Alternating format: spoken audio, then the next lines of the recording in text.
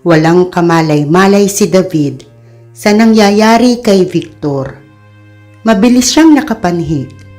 Nadatnan niyang sakal-sakal ni Lilith si Teresa. Mapulang-mapula na ang mukha ng dalaga at ang mga ugat sa mukha at leeg ay tila magpuputukan na. Umahon sa kanyang dibdib ang matinding galit. Mabilis siyang sumugod.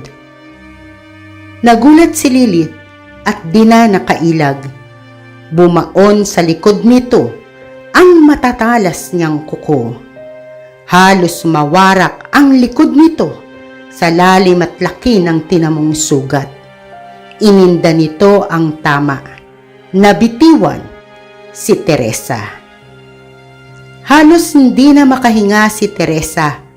Habang hawak ang leeg, hinahabol na ang hininga. Hanggang sa tuluyan nang nawala ng malay. Nagmamadaling lumapit si David. Nagtatagis ang mga bagang.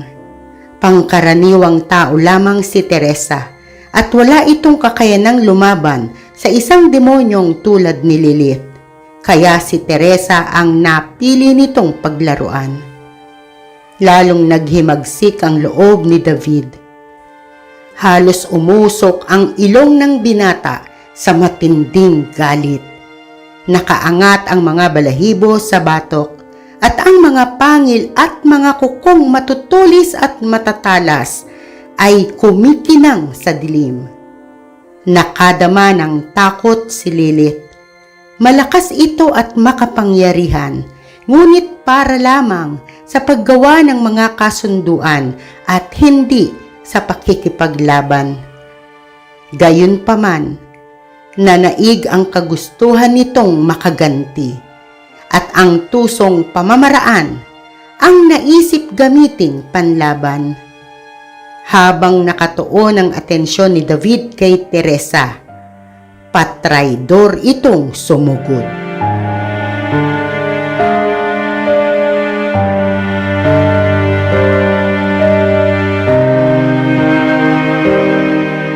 Bumaon at kumayod sa likod ni David ang matutulis nitong kuko.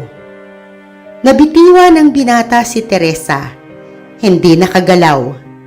Waring natulala. Ngumisi si Lilith. Naisip na malakas nga si David, ngunit mabagal mag-isip. Di gaya niyang maparaan, tuso at bihasa sa panlalansi. Umarko ang isang kilay nito at lumapad ang pagkakangisi habang inihahanda ang kasunod na pag-atake. Ngunit pumihit ang mukha ni David sa kinatatayuan nito.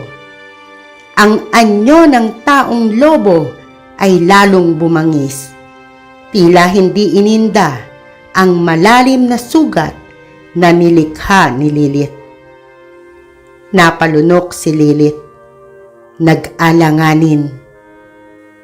Nagdalawang isip kung muling lalapit upang maitarak ang mga kuko sa tagiliran ni David. Natitigilan at mistulang ipinako sa kinatatayuan.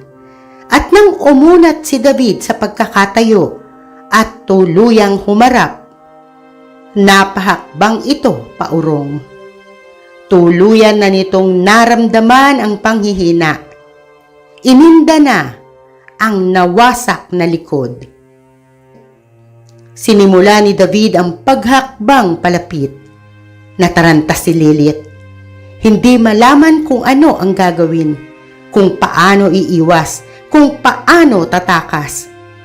Malakas nitong tinawag ang mga pangunahing kampon. Nagpapasaklolo.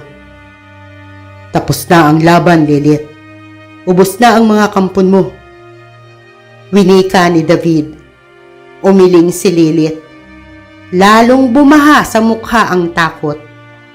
Malakas at paulit-ulit nitong tinawag si Antonio. Wala na rin si Antonio, Lilith. Pinatay na siya ni Victor. At ako naman. ang papatay sa'yo. Nakangising sabi ni David habang nagpapatuloy sa dahan-dahang paglapit kay Lilith na patuloy na rin sa pag-atras. Halos yakapin na nito ang sarili sa sakit at panghihinang nararamdaman. Nasulyapan nito ang balkonahe. Naisip nitong iyon ang tanging daan para makatakas, para sa kaligtasan. Paatras itong naglakad patungo doon at nang makarating, mabilis itong tumalon. Alam ni David na iyon ang gagawin ni Lilith. Sinabayan niya ang pagtalo nito, gaya ng kalkula sa mangyayari. Nasakmal niya ang leeg nito. Pinagwagwagan sa ere ang katawan na animo isang maliit na papel. At sa paglapag ng mga paa ni David sa lupa, hiwalay na ang leeg ni Lilith sa katawan. Kumisay pa ito bago nalagutan ng hininga.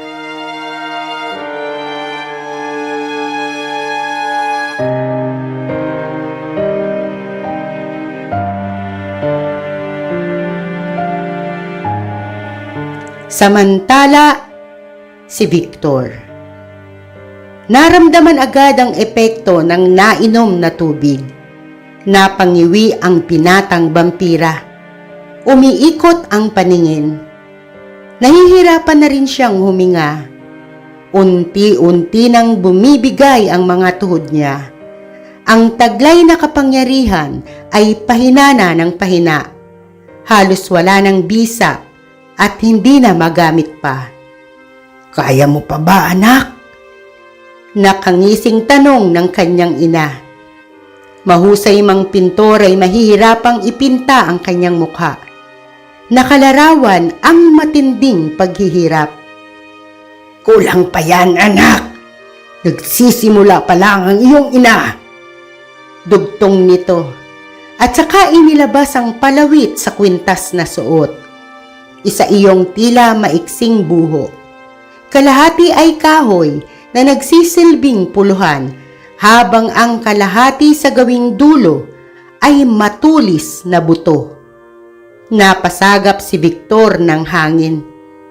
Ang nasa dulo ng buho, buto ng tunay na phoenix.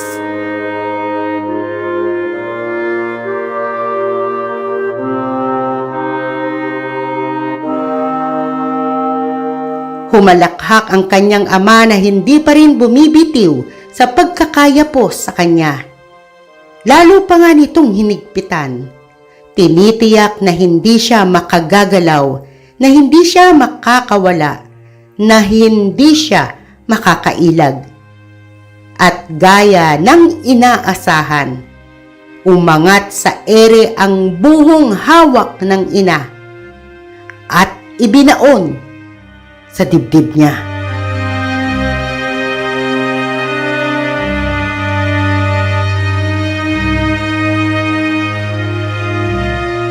Nag-uslian ang mga ugat niya sa noo, sa sentido, sa leeg. Pumutok ang maliliit na ugat sa mga mata. Bumubulwak ang dugo mula sa kanyang bibig. Bumalong ang luha sa kanyang mga mata. Humalo sa dugo mula sa pumutok na mga ugat.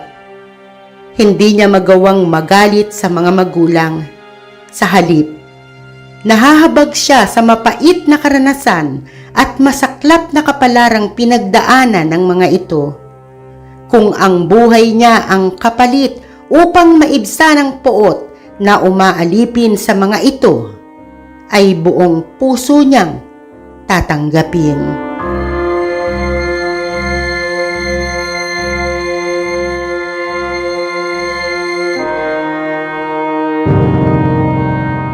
Samantala, si Teresa. Binalikan na ng malay. Iginala niya ang paningin. Wala na si David. Wala rin si Lilith. Natigilan siya ng maulinigan ang boses ni Victor na tila nasaktan at ang mga tinig na humahalakhak.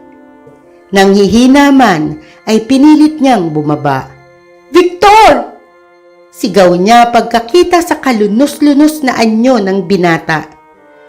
Mistulang ibinabad sa suka ang mukha ni Victor.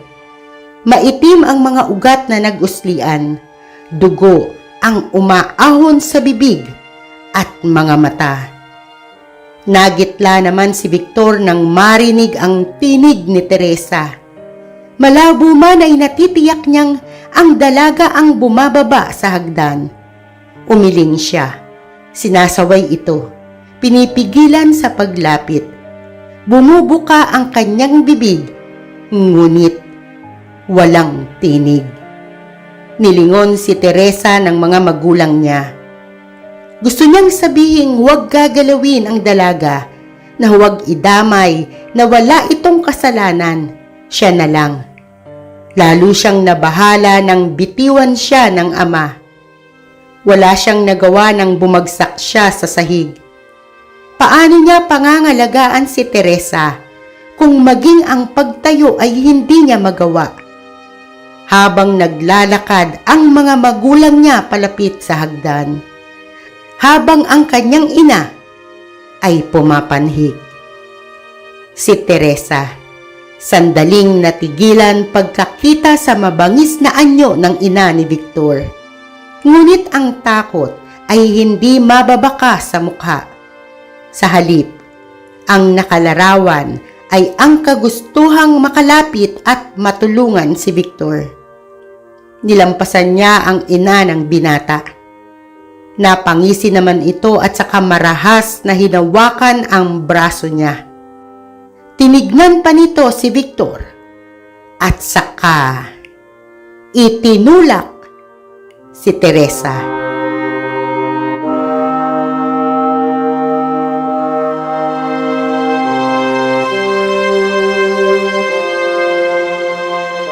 Napasigaw si Victor, bagaman ungol lang ang lumabas sa bibig na inaagasan pa rin ng napakaraming dugo.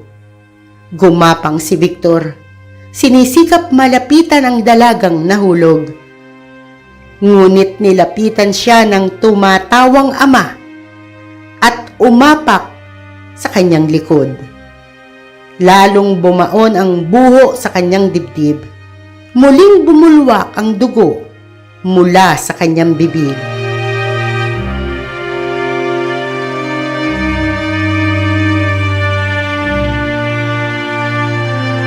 Bumabalong ang luha.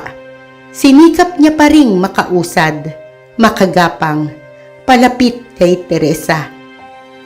"Teresa, patawarin mo ako. Patawarin mo ako." Umiiyak niyang sabi, bagaman hindi nagawang isatinig.